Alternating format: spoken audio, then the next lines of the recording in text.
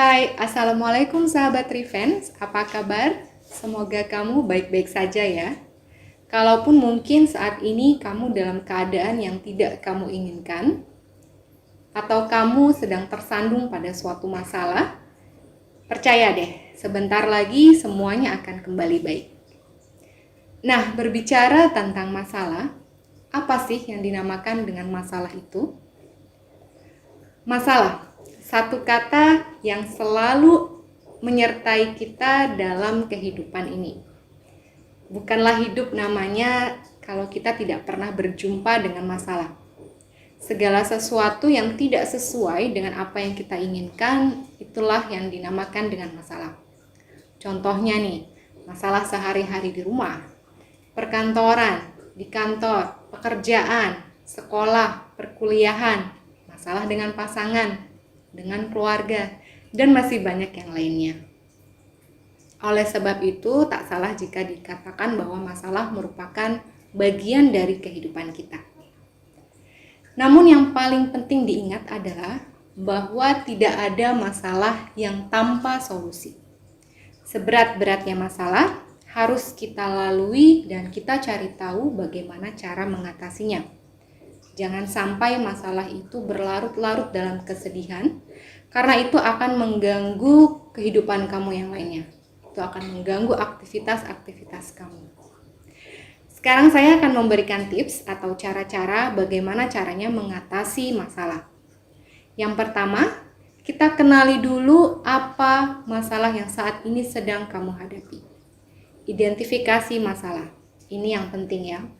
Untuk mempermudahnya, kamu bisa membuat catatan atau list-list tentang apa saja sih masalah yang sedang kamu hadapi saat ini.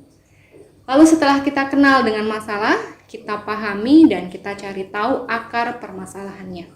Bagaimana masalah itu bisa muncul, awal dari masalah itu. Oke, yang kedua, memberikan porsi yang sesuai terhadap suatu masalah. Stop untuk membesar-besarkan masalah. Karena itu hanya akan memperburuk atau malah akan membuat keadaan di sekitar kamu tidak baik.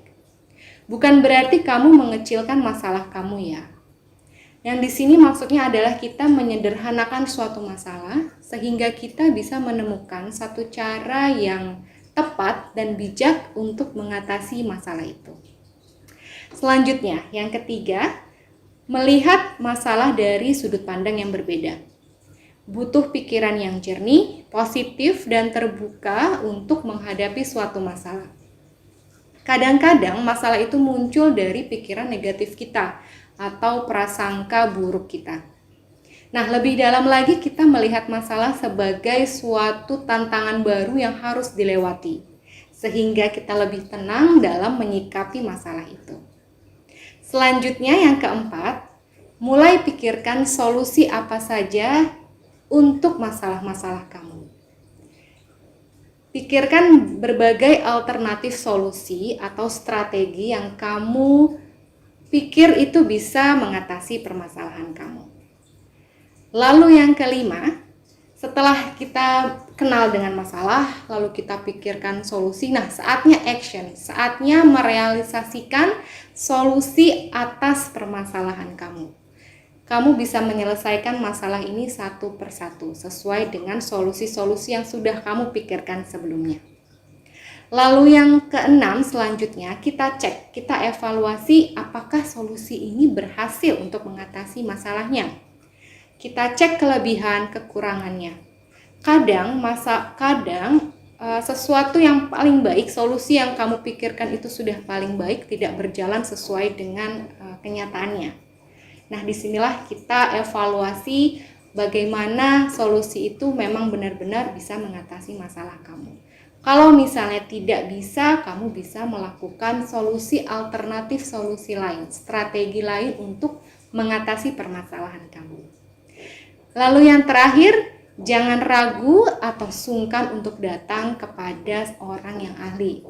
Misalnya di sini dokter, psikiater atau psikolog. Di sini kamu bisa dengan leluasa menceritakan masalah hidup kamu dan kamu bisa mendapatkan solusi yang tepat atas permasalahanmu. Oke, sekarang kamu sudah tahu bagaimana cara mengatasi permasalahan. Ingat, jangan memendam permasalahan terlalu lama. Tetap semangat untuk menjalani hidup ini karena masalah adalah sesuatu pelajaran berharga dalam hidup dan juga proses pendewasaan diri.